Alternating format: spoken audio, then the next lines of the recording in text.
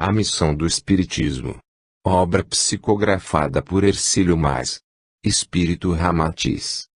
Nesta obra Ramatiz analisa os movimentos evolutivos da humanidade desde sua origem na Lemúria Atlântida até nossos dias, estudando os efeitos produzidos pelos vários credos e doutrinas esotéricas, expondo, com impressionante argumentação, a urgência da doutrina espírita, como despertamento das massas humanas de nosso mundo. Efetuando ilações convincentes, demonstra que o Espiritismo constitui o socorro de última hora que Deus envia à humanidade.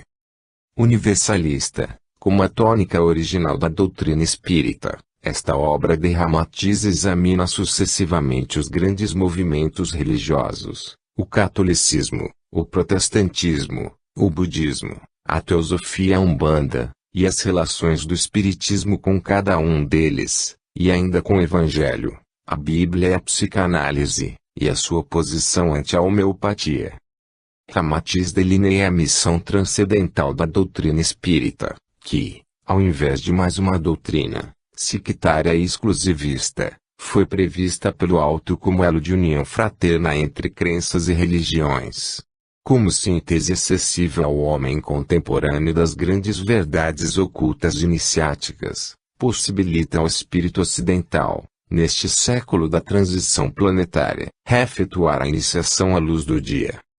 Esta obra vem recordar a alta missão de solidariedade universal do Espiritismo, como um movimento libertador de consciências, destacando sempre o ideal de fraternidade que o anima, e sua alta função de atender a todas as indagações do conhecimento humano.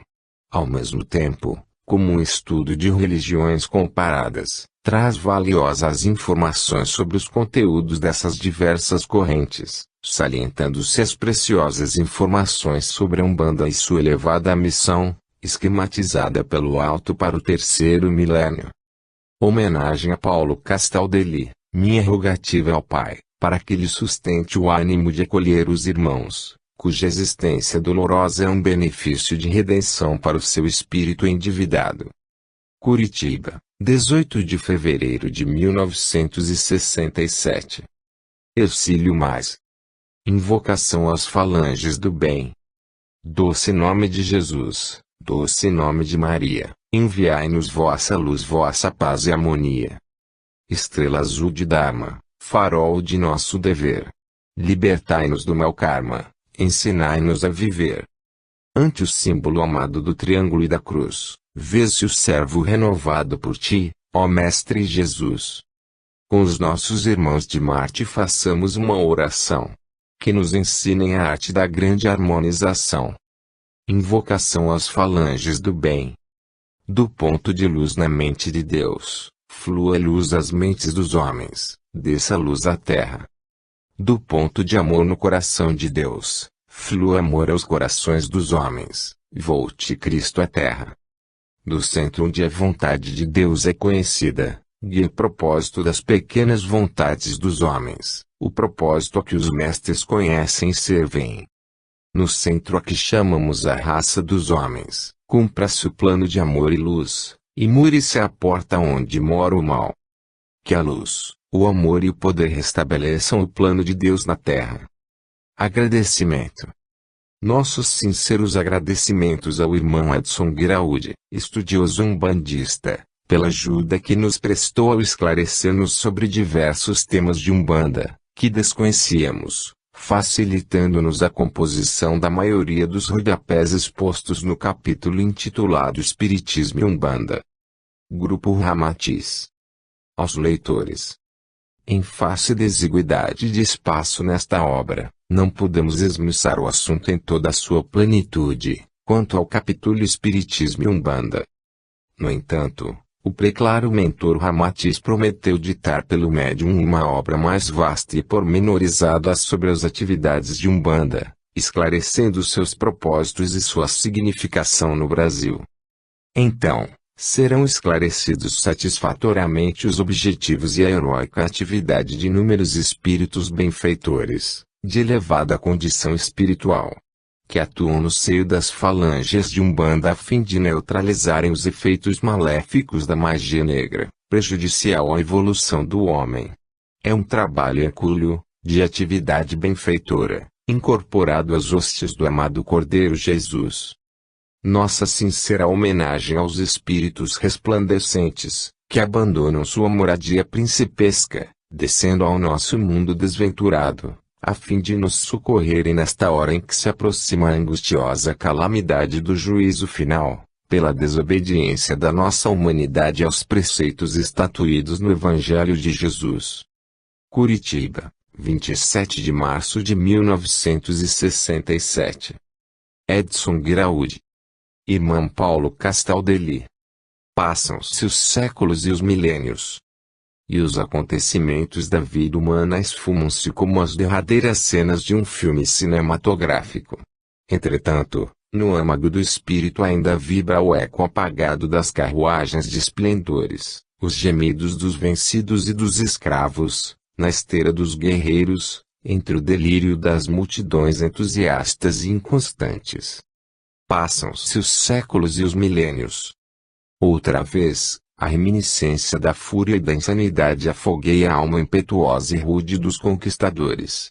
E então, novamente, jinetes velozes, montados por homens loucos, de faces duras e queimadas pelo sol, estouram em doida disparada pelos desertos, lanças em riste e flâmulas rubras como sangue, agitadas no ar e os mantos soltos ao vento como águias esvoaçando em busca da presa.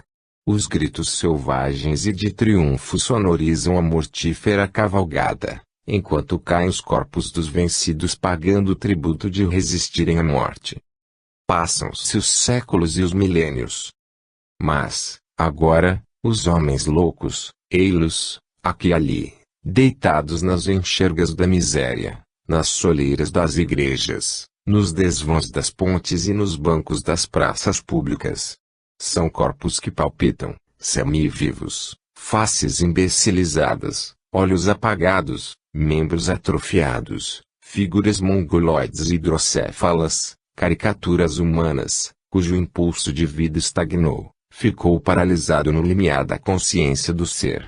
São uma espécie de moribundos, filhos da demência e da morfologia teratológica, que, outrora, em louca tropelia, semearam a morte e ultrapassaram os direitos da vida. Passam-se os séculos e os milênios. Irmão Paulo, recolhe-os carinhosamente, pois são guerreiros derrotados na batalha da própria vida. Rejubilai-vos, portanto, no holocausto dessa tarefa incomum, porque o cetro do comando agora pertence ao Cristo Jesus. Curitiba, 16 de fevereiro de 1967. Ramatiz. Prólogo. Meus irmãos, reconhecemos que outros espíritos já transmitiram esclarecimentos suficientes quanto à verdadeira missão do espiritismo junto aos homens.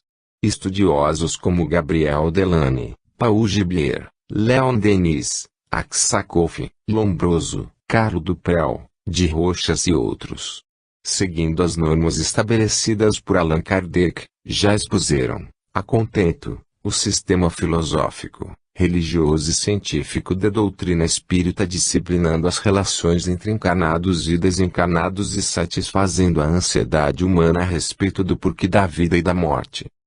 Em consequência, a presente obra é apenas modesta contribuição ou pálida homenagem ao generoso labor de tantos homens, que se consomem na existência humana, no sentido de divulgarem os valores transcendentais e morais da doutrina espírita. Não alimentamos a presunção de transmitir-vos novidades além do que já foi dito, apenas tentamos rápidos cotejos do espiritismo com outros temas, assuntos e doutrinas, procurando acentuar a sua alta missão de solidariedade universal e movimento libertador do espírito ainda algemado às paixões animais. Nossa incumbência principal foi de atender às solicitações dos leitores, procurando esclarecer as perguntas que nos foram endereçadas através do médium. Deste modo, tentamos alinhar observações que nos pareceram úteis no esforço comparativo entre o espiritismo e os outros movimentos espiritualistas, destacando-lhe, sempre, O ideal de fraternidade e sua alta função de atender a todas as perquisições do conhecimento e da capacidade humana. Como garantia de que o ideal cristão há de predominar um dia na Terra, segundo as predições do próprio Cristo no advento do Consolador, o Espiritismo é o complemento indiscutível ao do verdadeiro cristianismo, cuja proclamação é destituída de ídolos, hierarquias sacerdotais, liturgias ou dogmas. E o seu êxito é inegável e implacável, porque a sua atuação no mundo, além de ser disciplinada pelos seus adeptos encarnados e pela segurança federativa, é, também, administrada pelas organizações avançadas de espíritos desencarnados, que presidem o evento espírita no vosso mundo sob a égide de Jesus, o governador espiritual da Terra. Curitiba, 26 de fevereiro de 1967. Ramatiz. Algumas palavras. Embora nada deva acrescentar a esta obra de que fui insignificante intérprete mediúnico, cumpre-me expor algumas considerações sobre o motivo e a razão do seu texto.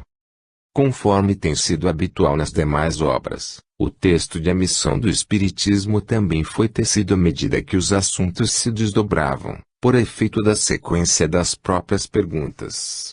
O sistema de perguntas e respostas torna-se mais acessível aos leitores e menos cansativo para o prosseguimento da leitura. Depois de Ramatiz comunicar-nos o assunto principal da obra que vai ditar, organizamos uma relação das perguntas que nos parecem de maior importância, dentro do tema geral, dando início à obra. Tudo aquilo que posteriormente necessita de novos esclarecimentos, sugere dúvidas ou requer perguntas suplementares, é providenciado pelo próprio Ramatiz, através de minha mediunidade.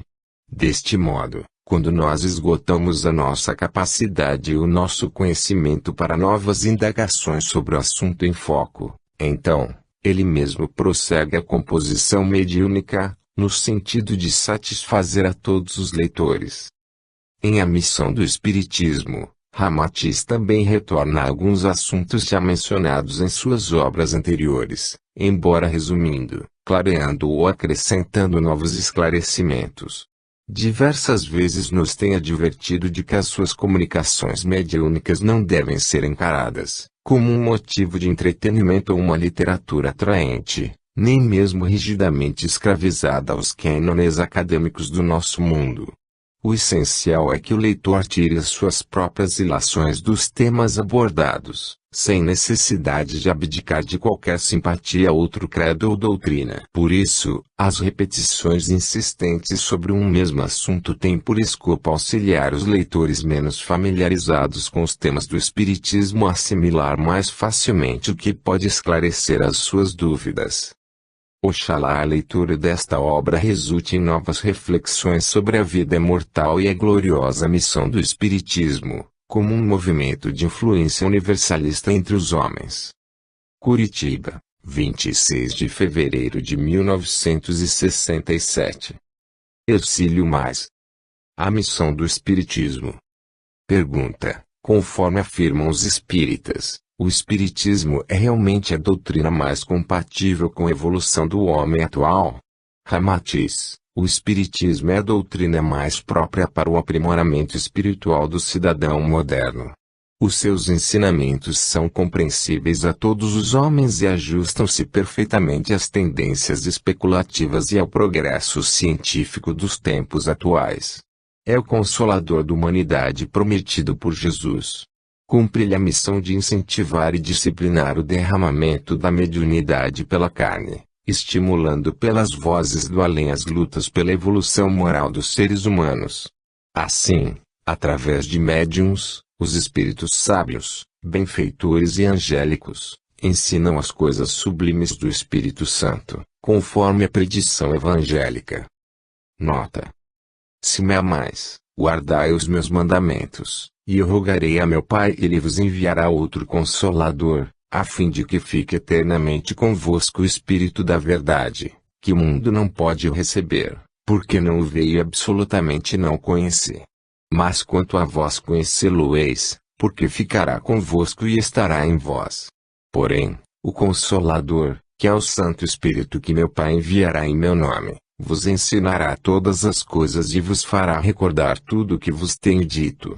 João 14:15, 16, 17 e 26. Fim da nota.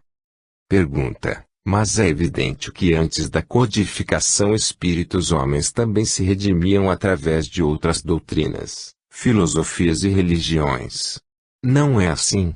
Ramatiz: indubitavelmente, a maior parte das almas que compõem a humanidade celestial jamais conheceu o Espiritismo e ainda provieram de outras doutrinas religiosas, como Hermetismo, Confucionismo, Budismo, Judaísmo, Islamismo, Hinduísmo, Catolicismo e outras seitas reformistas. Aliás, algumas dessas religiões nem ouviram falar de Jesus, o sintetizador dos ensinamentos de todos os precursores. Desde o início da civilização humana, as almas evoluíram independentemente de quaisquer doutrinas, seitas ou religiões. O caminho da salvação é feito pela ação em prol do bem e não pela crença do adepto. Pergunta: considerando-se que o homem salva-se mais pelas suas obras do que pela sua crença, então qual é o papel mais evidente do Espiritismo? Ramatiz: sem dúvida, explicar aos homens o mecanismo da ação e reação que rege o universo. O bem será o bem e o mal será o mal. Isso induz o homem a só praticar boas obras. Pergunta: qual é o principal motivo de o Espiritismo superar os demais movimentos religiosos do século? Ramatiz: o Espiritismo é a doutrina mais eletivamente moderna porque, a despido de adornos inúteis, complexidades doutrinárias, posturas fatigantes ou tabus religiosos, os seus ensinamentos são simples e diretos, sem cansar os discípulos ou fazê-los perder precioso tempo na busca da verdade. A hora profética dos tempos chegados já não comporta doutrinas ou religiões subordinadas a símbolos, ritos, superstições e alegorias dogmáticas de caráter especulativo. Pergunta: qual é a principal força atrativa do Espiritismo sobre o povo? Ramatiz: é a generalização e o esclarecimento das atividades do mundo oculto para as massas comuns, na forma de regras simples e atraentes, proporcionando a iniciação espiritual à luz do dia, de modo claro e objetivo, sem terminologias dificultosas ou linguagem iniciática, pois aprende o sábio e o homem comum, o velho e a criança. Os seus fundamentos doutrinários são a crença em Deus, a reencarnação e a lei do karma, constituindo processos e ensejos para o aperfeiçoamento do espírito imortal. Pergunta: porventura, o Espiritismo não é doutrina eletiva somente aos ocidentais, isto é, a uma parte da humanidade? Ramatiz: as raízes doutrinárias do Espiritismo fundem-se com o conhecimento da filosofia espiritual de todos os povos da Terra, como seja a reencarnação e a lei do karma.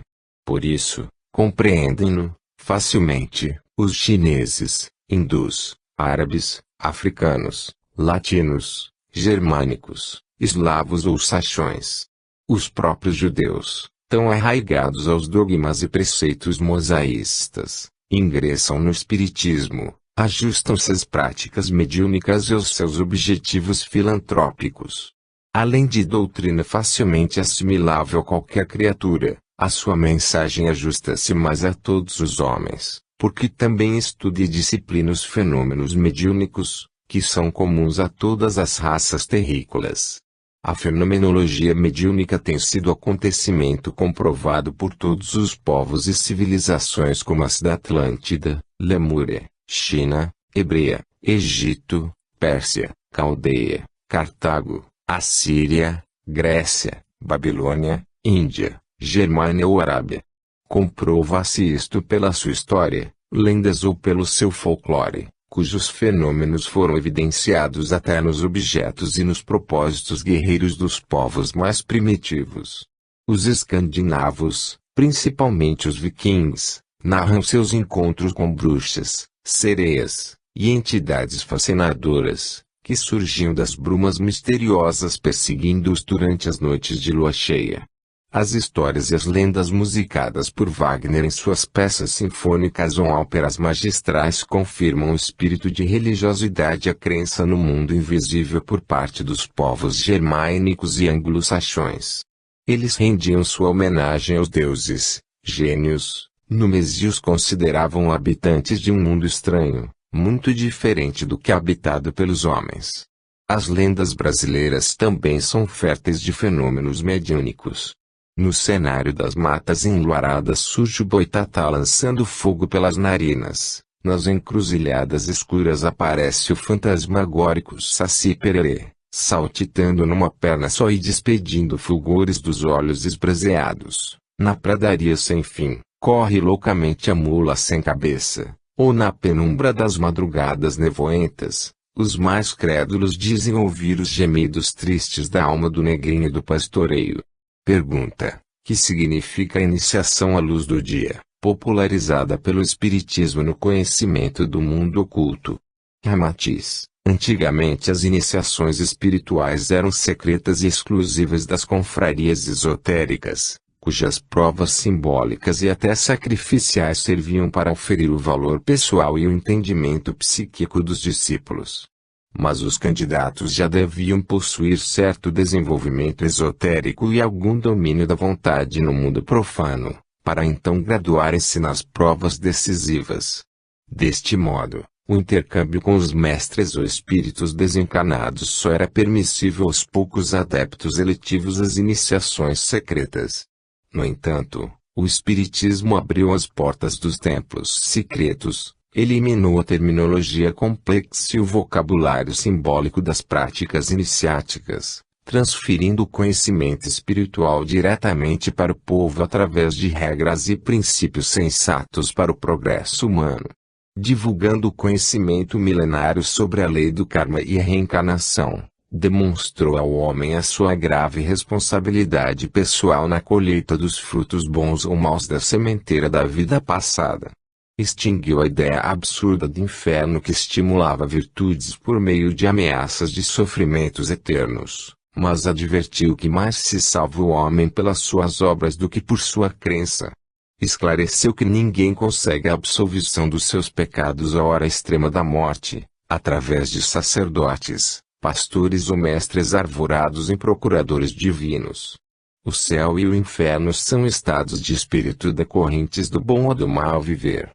Em verdade, o próprio homem é o responsável pela sua glória ou falência.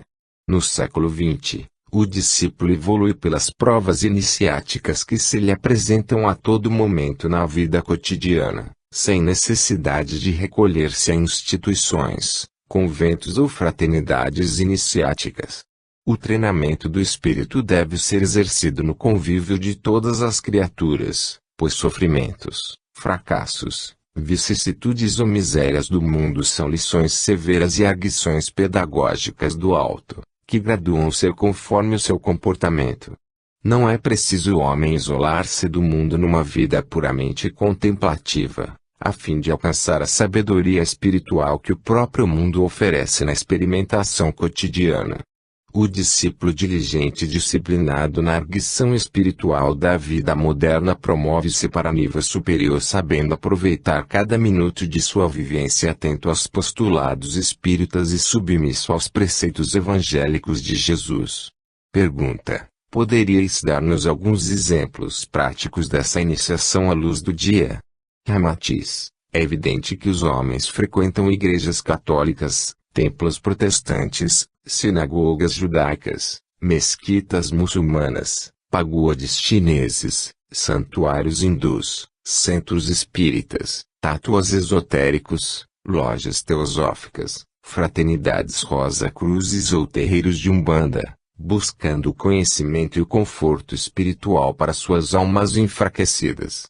Mas o seu aperfeiçoamento não se processa exclusivamente pela adoração a ídolos, meditações esotéricas, interpretações iniciáticas, reuniões doutrinárias ou cerimoniais fatigantes.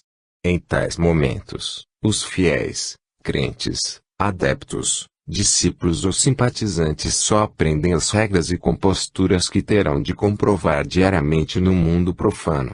Os templos religiosos, as lojas teosóficas, confrarias iniciáticas, instituições espíritas ou tendas de umbanda guardam certa semelhança com as agências de informações, que fornecem o programa das atividades espirituais recomendadas pelo alto e conforme a preferência de determinado grupo humano. Mas as práticas à luz do dia graduam os discípulos de modo imprevisto porque se exercem sob a espontaneidade da própria vida dos seres em comum.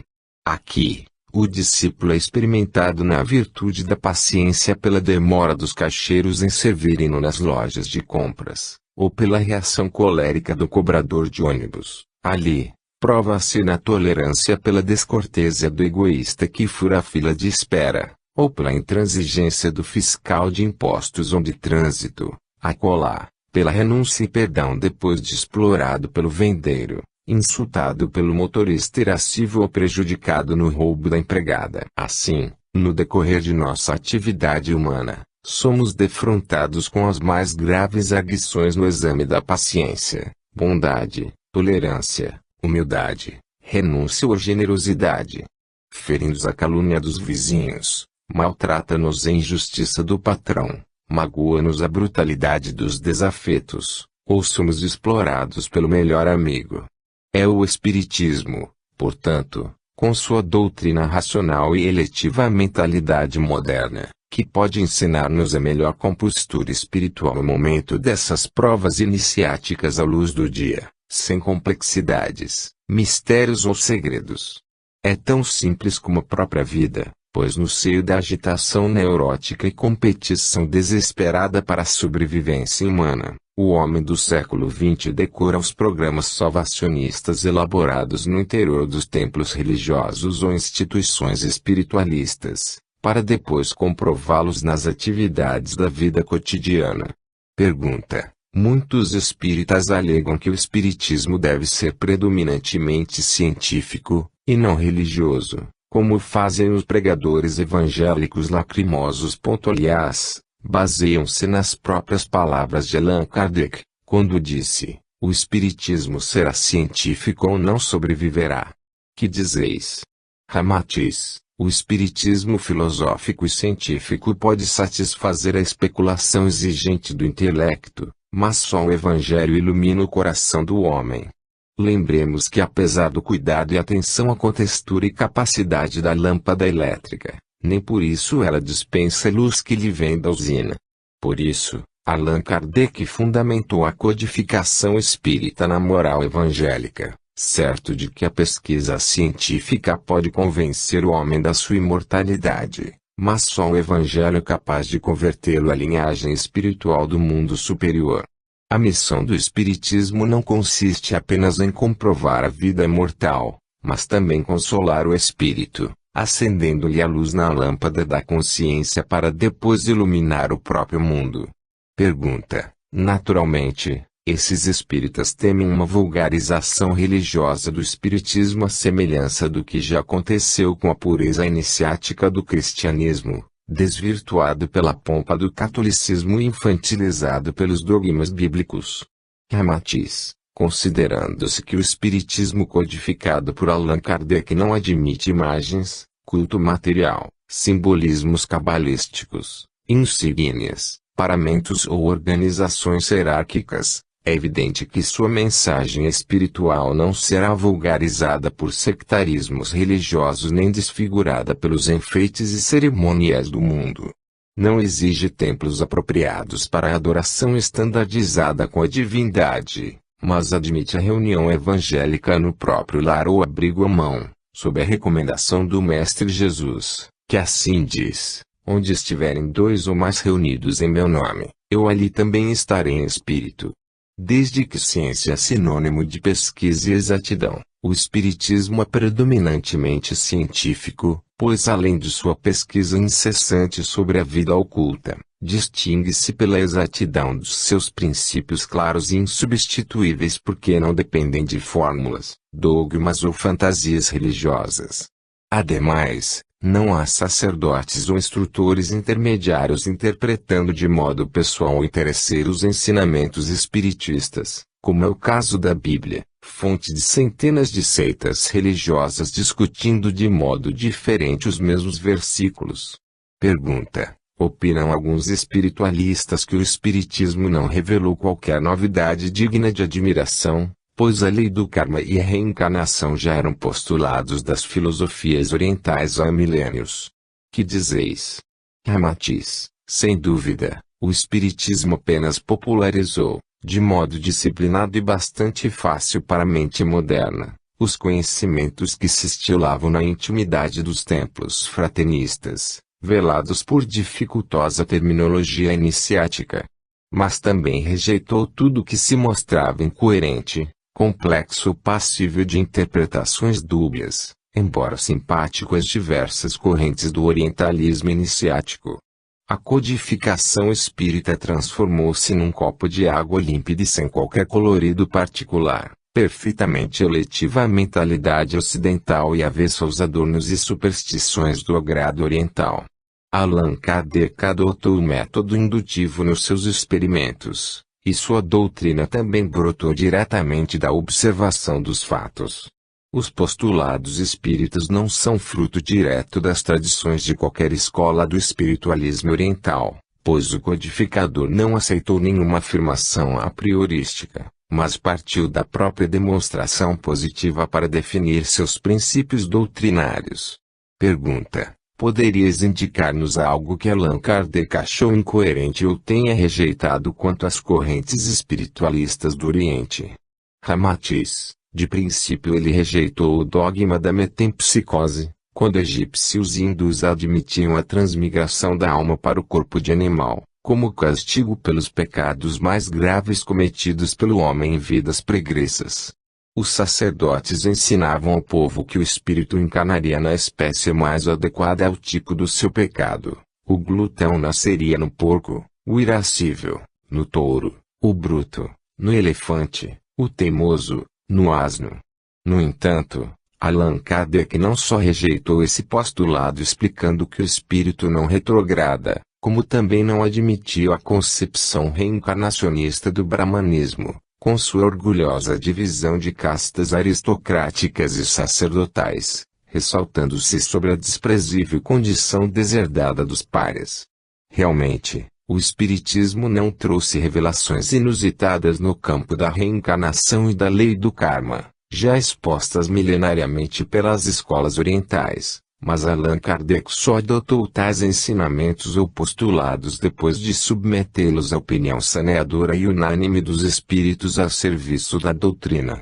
Só os admitiu obediente à coerência do alto e pela sensatez na solução dos problemas do mundo transcendental, quando confirmaram satisfatoriamente a origem das diferenças entre os seres humanos, a consciência de existir, o destino, o livre-arbítrio, o bem e o mal na transitoriedade da vida terrena. Pergunta: há fundamento de que o Espiritismo é realmente uma doutrina universalista? Ramatiz: indubitavelmente, o Espiritismo é doutrina universalista porque o principal motivo de sua atuação e existência são os acontecimentos e problemas derivados do espírito, isto é, da entidade universal.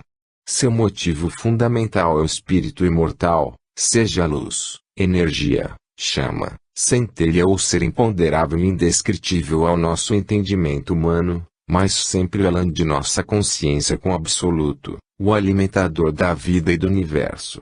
Pergunta: mas se o Espiritismo é doutrina universalista, por que determinados espíritas combatem outros credos, filosofias ou mensagens mediúnicas, inclusive até as vossas comunicações mediúnicas? Ramatiz: repetimos, o Espiritismo é universalista, mas não lhe cabe a culpa se muitos espíritas desmentem essa salutar conceituação e desperdiçam seu precioso tempo no julgamento e agressividade mental aos demais trabalhadores da espiritualidade. Pergunta: mas alguns confrades alegam a necessidade imperiosa de se defender os princípios sensatos do Espiritismo, evitando-se a promiscuidade das misturas e sincretismos religiosos. Ramatiz: o argumento é bastante débil, pois o que é invulnerável à influência ou agressão alheia jamais precisa de defesa. A roseira plantada em qualquer terreno continua a dar rosas, sem o perigo de produzir batatas ou limões. Evidentemente, muitos espíritas ainda revivem, em modernas sublimações, os dogmas dos velhos credos que esposaram nesta ou em reencarnações passadas. Revelam no meio espírita a mesma intolerância religiosa, a sisudez pessimista e má disposição para com as ideias e labores alheios que ultrapassem as fronteiras de suas convicções e simpatias. Reproduzem sob novos aspectos doutrinários o mesmo vício de excomunhão do passado, embora sejam cultos ou cientes de mais avançado programa espiritual. O perigo de dissolução doutrinária do espiritismo, em face de conceitos ou misturas estranhas, há de desaparecer se os espíritas estiverem integrados e convictos dos postulados doutrinários de raízes indestrutíveis. Só a convicção absoluta pode afiançar a fé que remove montanhas, só uma fé viva, contínua e forte, sustenta qualquer ideal, e essa espécie de fé também recomendamos para os espíritos temerosos de confusão. Pergunta: mas o espiritismo não se contradiz no seu universalismo, ao rejeitar qualquer aproximação de outros credos ou postulados espiritualistas? Ramatiz: naturalmente, estamos nos referindo ao universalismo que é fruto da convicção cimentada na cultura e no discernimento espiritual do homem, e não a simples ajustes de credos, princípios religiosos, práticas diversas, ou variedade de crenças. O Espiritismo é uma doutrina universalista, porque se coloca acima dos conflitos e das contradições religiosas, julgando as atividades humanas de modo global e benfeitor. Ademais, expõe o conhecimento oculto de todos os povos, sem atavios, em linguajar simples e sem enigmas alegóricos. O seu texto moral e filosófico pode ser facilmente compreendido por todos os seres e sem ferir os postulados alheios. Então comprova o seu sentido universalista por servir e compreender todas as criaturas em todas as latitudes geográficas. Pelo fato de não incorporar no seu conteúdo revelações ou conceitos de outras fontes espiritualistas, isso não desnatura o seu conceito de universalismo. Em verdade, evita-se o sincretismo religioso ou doutrinário, para não tornar fatigante e complexo o que já foi dito de modo tão simples. Pergunta: ante os esforços ecléticos de unir outras religiões, como procede atualmente o catolicismo através dos seus concílios ecumênicos, o espiritismo ainda deve ser considerado universalista, malgrado se mantenha à margem de tais iniciativas? Ramatiz: a missão do espiritismo conjugar os valores inerentes à imortalidade e despertar nos homens a simpatia e o respeito para todas as crenças e instituições religiosas do mundo, acendendo na alma dos seus prosélitos a chama ardente do desejo da busca comum da verdade. Em mensagem universalista porque valoriza todos os esforços do ser humano em favor do bem e da compreensão espiritual, numa visão global do conhecimento, sem precisar juntar credos e seitas religiosas numa fusão improdutiva e que baixa a qualidade original pela confusão da mistura. O universalismo não é apenas a colcha confeccionada com retalhos de todas as religiões e doutrinas espiritualistas, mas o entendimento panorâmico dos costumes, temperamentos e sentimentos religiosos de todos os homens a convergir para um só objetivo espiritual. Pergunta: que dizeis do espiritismo, ante a crítica de certos movimentos espiritualistas orientais, que o julgam doutrina prematura e até perigosa para a massa popular? Ramatiz: embora a doutrina espírita divulgue em seus postulados velhos ensinamentos da tradicional filosofia espiritualista do Oriente, é certo que a teosofia, a Rosa Cruz e algumas instituições esotéricas criticam desairosamente o espiritismo e desaconselham as práticas mediúnicas. Alegam que o exercício da mediunidade é arma de dois gumes, que coloca o médium sob o perigoso controle dos espíritos malfeitores e enfermos do mundo invisível. Realmente, o uso da mediunidade exige prudência, estudo e rigorosa elevação moral, pois as anomalias psíquicas, como fascinações, Obsessões ou comunicações mediúnicas desregradas são mais próprias da ignorância e imprudência humana do que oriundas dos postulados espíritas. O espiritismo, além de ser um sistema filosófico disciplinado e de experimento científico, possui a garantia moral do Evangelho de Jesus. Lógico e sensato nos seus princípios, em 100 anos de atividades doutrinárias jamais causou prejuízos diretos aos estudiosos e adeptos bem-intencionados.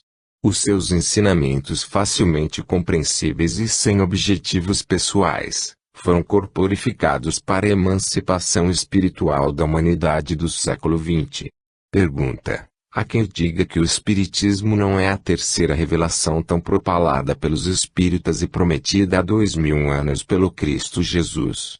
Ramatiz: evidentemente, Antúlio, Anfione, Numu, Orfeu, Pitágoras, Lao Tse, Fui, Zoroastro, Maomé, Confúcio, Krishna, Buda e outros mensageiros do alto, também foram reveladores da verdade espiritual e portadores de ensinamentos incomuns, atendendo às necessidades e os costumes de cada raça.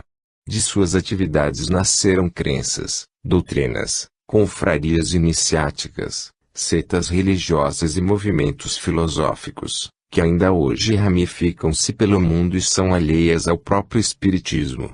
Pergunta: porventura essa terceira revelação não é o próprio fenômeno da mediunidade a derramar-se pela carne dos homens, na época predita por Jesus?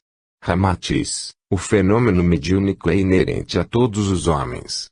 É próprio do espírito humano e por isso existe desde os tempos simbólicos de Adão e Eva. A expansão mediúnica não é propriamente a terceira revelação, mas é o Espiritismo, no seu conjunto doutrinário de revelar o mundo oculto a todos os homens, e na responsabilidade grave de pesquisar e controlar o desenvolvimento mediúnico. Pergunta: quais são as principais características que então justificam a doutrina espírita como sendo a terceira revelação?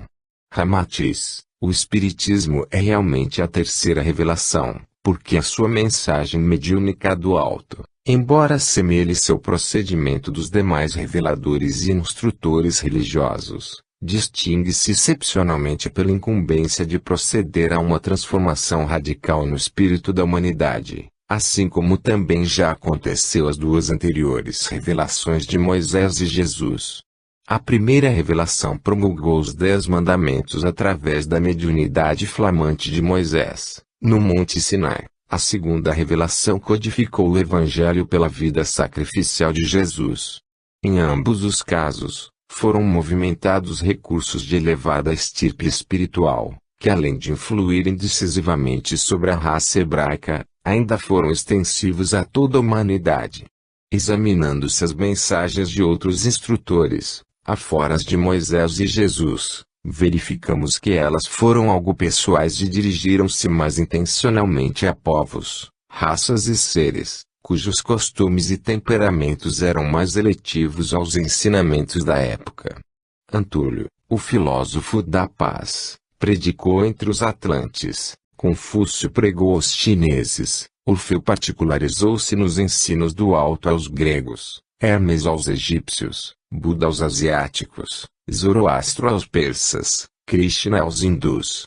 No entanto, as mensagens de Jesus e Kardec transcenderam a peculiaridade específica de raças e foram divulgadas sob caráter universalista, porque se endereçavam a toda a humanidade. Os 10 mandamentos, o Evangelho e a codificação espírita ultrapassam os preconceitos e os costumes racistas de qualquer povo, pois servem de orientação espiritual a todos os homens. Pergunta: mas não havia diferenças de procedimento, costumes e moral na época de cada revelação, motivo por que não deve ser aplicado hoje o que só serviu outrora? Ramatiz: evidentemente, essas 3 revelações fundamentais ocorreram em épocas diferentes e de acordo com o entendimento intelectivo e psicológico dos povos. Mas os preceitos não furtarás, não matarás e honra pai e mãe, extraídos dos 10 mandamentos de Moisés, os conceitos de amarás ao próximo como a ti mesmo ou faz aos outros o que queres que te façam, de Jesus, e fora do amor e da caridade não há salvação, de Allan Kardec, são, realmente, ensinos de natureza universalista, porque além de compreensíveis a todos os homens, doutrinam no mesmo sentido moral e independente de raças, credo ou costumes. Embora também sejam mensagens espirituais algo semelhantes às de outros instrutores como Buda, Krishna ou Confúcio, elas aplicam-se a todo o gênero humano por estarem despidas de alegorias, tradições, regras ou costumes peculiares a certo povo. Ligam o passado ao futuro, em 3 etapas distintas, embora de acordo com a compreensão espiritual da época de suas revelações. Estão identificadas pelo mesmo conteúdo espiritual da humanidade, sem exclusivismos racistas ou simbologia de iniciados. A verdade é que após a revelação dos 10 mandamentos transmitidos por Moisés, do Evangelho vivido por Jesus e da codificação do Espiritismo por Allan Kardec, produziram-se consideráveis transformações na humanidade. São realmente 3 revelações que se distinguem fundamentalmente em suas épocas, modificando a moral dos homens pela libertação gradativa das paixões inferiores e pelo conhecimento mais exato da vida imortal.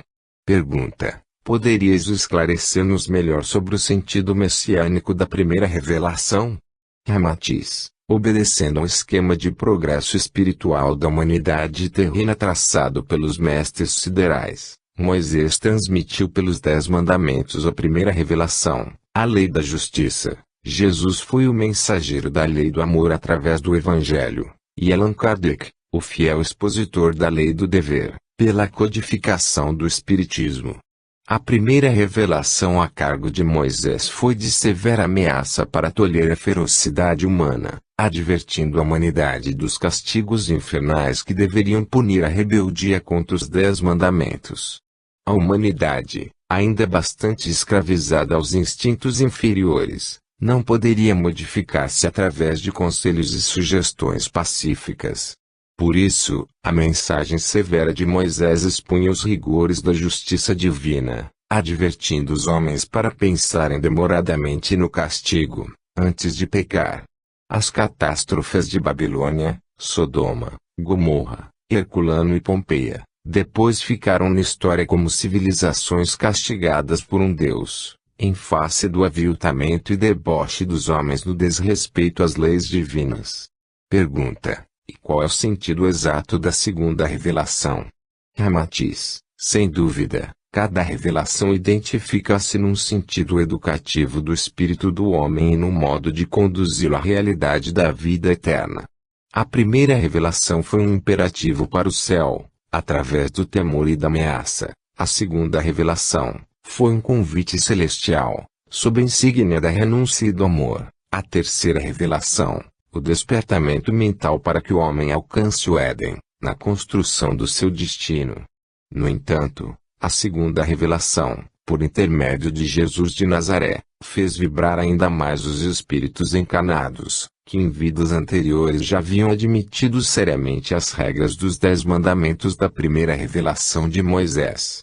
Jesus comunicou à humanidade nova expressão divina, substituindo Jeová, Deus irascível, guerreiro e vingativo, pela concepção agradável de Pai magnânimo, doador de graças e providências, que deviam aliviar os enfermos, proteger os pobres e compensar os injustiçados. Moisés condenou sumariamente os pecadores e sob ameaça de terríveis castigos divinos proibiu o deboche, o paganismo, o orgulho, a inveja, a ira, a avareza, a preguiça e a perversidade. Mas Jesus trouxe a promessa do reino de Deus, com as esperanças e os consolos para todos os homens sofredores. Sua mensagem dizia respeito às criaturas batidas pelas vicissitudes e injustiças, às infelizes deserdadas de todos os bens do mundo. Os discípulos de Jesus eram as vítimas dos cruéis, poderosos e egoístas. Enfim, Moisés atemorizou apontados pecados, e Jesus consolou valorizando as virtudes.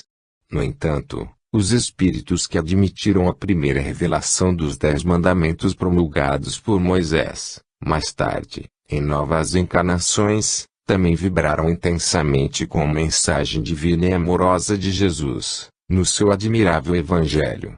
Pergunta: e qual é a significação da terceira revelação, atribuída ao Espiritismo?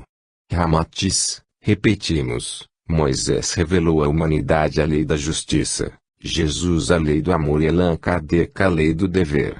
Kardec foi a inteligência e o bom senso codificando mensagem de emancipação do homem através do conhecimento de si mesmo. Cada uma dessas revelações marca um ciclo ou época de amplitude universal na face do orbe terráqueo, embora continuem a existir inúmeros credos e doutrinas promulgadas por outros reveladores menores, peculiares ao temperamento, tradições e costumes de certos povos. Pergunta: dissestes que os cristãos aceitaram mais facilmente a pregação evangélica de Jesus, porque em vidas anteriores já haviam se convertido aos 10 mandamentos da revelação de Moisés. Não é assim. Ramatiz, a evolução ou ascese angélica não se faz aos saltos, mas os espíritos encarnados submetem-se às diversas etapas de graduação espiritual, assim como as crianças só obedecem pela ameaça do castigo. Os moços são mais acessíveis às sugestões e os velhos mais compenetrados de seus deveres. Malgrado terem frenado seus instintos pelas ameaças de Moisés, os espíritos que vibraram favoravelmente com a revelação dos 10 mandamentos, um milênio depois, também se mostraram mais afins ao convite evangélico de Jesus. Seria bastante incoerente que os sarcásticos, indiferentes ou adversos aos 10 mandamentos, depois aceitassem docilmente a mensagem terna do Evangelho de Jesus, sem admitirem antes a revelação de Moisés. Pergunta: por que os homens ainda se odeiam e se matam, apesar das extraordinárias revelações de Moisés, Jesus e Kardec? Não houve progresso nessas 3 etapas revelativas. Ramatiz, trata-se de almas primárias, cuja sensibilidade psíquica ainda é insuficiente para vibrar com os ensinamentos avançados do alto. Elas ainda predominam na Terra com o seu tipo inferior e reencarnam-se quase inconscientes de sua condição espiritual, pois vivem na crosta sob os impulsos instintivos e desejos incontrolados. Ademais, à medida que se despedem da Terra os espíritos promovidos para habitar em outros planos superiores, logo são substituídos por novas camadas de almas primárias, assim como nas escolas do mundo os alunos graduados para o ginásio deixam suas vagas a outros candidatos incipientes. Nota: é suficiente recordarmos o que praticou Hitler e seus asseclas na última guerra, afogando, metralhando e sufocando os judeus nas câmaras de gases, para comprovarmos, realmente, que ainda vivem, na Terra, os mesmos espíritos do tempo de Moisés, cujos ouvidos ficam moucos às diversas mensagens do alto. Fim da nota. Por isso, quando chega a fase seletiva de fim de tempos em cada orbe habitado, os espíritos relapsos ou alunos atrasados à esquerda do Cristo são removidos para outro mundo escolar primário, onde repetem as lições anteriormente negligenciadas. Nem todos os homens sentiram o convite do alto através das 3 revelações espirituais tão importantes. Moisés proibiu intempestivamente o uso e o ato das coisas prejudiciais ao espírito, enquanto Jesus mostrava a transitoriedade das glórias do mundo, louvando o amor, a renúncia, a pobreza, a vicissitude, o perdão e o sofrimento, como condições favoráveis para a redenção do pecado humano e o ingresso do ser no paraíso. Finalmente, Kardec revelou pela codificação espírita as noções do dever do espírito para consigo mesmo, encontrando os melhores cooperadores entre aqueles mesmos seres que já haviam obedecido a mensagem de Moisés e acorrido ao labor evangélico do Cristo Jesus. Pergunta: quereis dizer que os espíritas atuais, em sua maioria, são realmente egressos do cristianismo? Ramatiz: a maior parte dos atuais líderes e trabalhadores do espiritismo, também obedeceram às normas dos 10 mandamentos da primeira revelação, frenando os instintos inferiores. Mais tarde, pacificaram essas paixões iniciando o desenvolvimento de algumas virtudes louváveis sob a égide do Evangelho de Jesus. Atualmente, esse conjunto de almas sensíveis às duas primeiras revelações também convive no seio do Espiritismo, desenvolvendo o autoconhecimento e divulgando-lhe os preceitos sensatos e dignos. Mas assim como o jardineiro precisa arrancar as ervas daninhas, que proliferam com desusado vigor asfixiando as flores delicadas e as plantas benfeitoras do jardim, o clima espiritual da terra também requer o expurgo dos espíritos malfeitores, para favorecer o progresso mais breve das almas bem-intencionadas. Os esquerdistas do Cristo, ou ervas daninhas espirituais, são os espíritos que não obedeceram aos 10 mandamentos de Moisés, não acorreram ao Evangelho de Jesus, nem levam a sério o espiritismo de Kardec e outros movimentos espiritualistas benfeitores.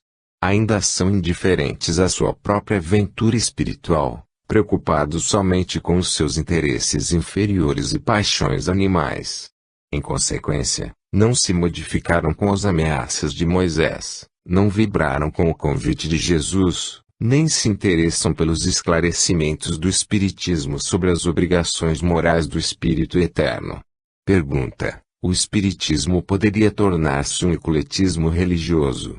Ramatiz: é principalmente um movimento de solidariedade fraterna entre todos os homens. O Espiritismo não é doutrina separatista, nem ecletismo religioso à superfície do espírito imortal. Apesar do louvável entusiasmo de alguns espíritas para a comunhão de seitas religiosas no seio da doutrina, a mistura heterogênea sempre sacrifica a pureza íntima da essência. A qualidade de substância espírita reduzir-se-ia pela quantidade da mistura de outros ingredientes religiosos, mas adversos. O espiritismo pode ser ecletismo espiritual unindo em espírito todos os credos e religiões, porque também firmam suas doutrinas e postulados na realidade imortal. Mas seria insensato a mistura heterogênea de práticas, dogmas, princípios e composturas devocionais diferentes, entre si, para constituir outro movimento espiritualista excêntrico. Ademais, a doutrina espírita tem algo de bandeirantismo na lavratura do terreno para o mentalismo do próximo milênio, porque é liberta de quaisquer dogmas, fórmulas, liturgias, idolatrias, fetiches ou sacerdócio ainda tão comuns nas atividades religiosas do mundo. Sua missão, enfim, é libertar o homem e não prendê-lo ainda mais às fórmulas e superstições do mundo canal transitório. Pergunta: mas o espiritismo, tal como já aconteceu a algumas crenças, também não poderia promiscuir-se nos seus princípios iniciáticos, adotando, no futuro, expressões semelhantes às de outras seitas dogmáticas? Ramatiz: se isso acontecer já não é espiritismo, porém, algum sincretismo religioso ou movimento excêntrico à margem da doutrina. Espiritismo puro é aquele que se pratica sob a disciplina dos seus preceitos doutrinários originais. Qualquer interferência ou mistura que litisme a virgindade iniciática, é desmentido flagrante a linhagem codificada por Kardec.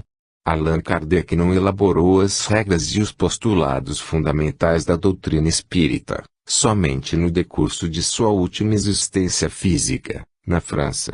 Ele deu corpo disciplinado a princípios espirituais que investigou e firmou na sua memória espiritual, após 3 milênios de várias encarnações anteriores vividas nas mais diversas latitudes geográficas do orbe. No Egito do faraó Ameneftá, ele foi Amenófis, médico estudioso do livro dos mortos e dos fenômenos do além. Na Índia, depois de aprofundar-se nos Vedas, desenvolveu o poder mental, e mais tarde foi conhecido como um mestre do silêncio. Na Caldeia, viveu como Shiranosostri, entre magos babilônicos e foi detentor de poderes mediúnicos excepcionais. A Grécia conheceu como elevado hierofante do templo, viveu na Síria e na Pérsia investigando os fenômenos das forças ocultas da natureza, e participou das cerimônias dos druidas nas florestas sagradas da Gália. Kardec pôde reviver no espaço toda a sua trajetória iniciática vivida anteriormente nas diversas romagens terrenas, antes de partir para a Terra e se tornar Hippolyte Léon Denis Rivail, o codificador do Espiritismo. Antes de sua existência na França, ele ainda viveu na Escócia, fazendo um estágio de repouso psíquico no contato com o mundo que lhe aguardava a síntese dos conhecimentos espirituais na codificação do Espiritismo. Em sua alma, no entanto, ainda vibravam as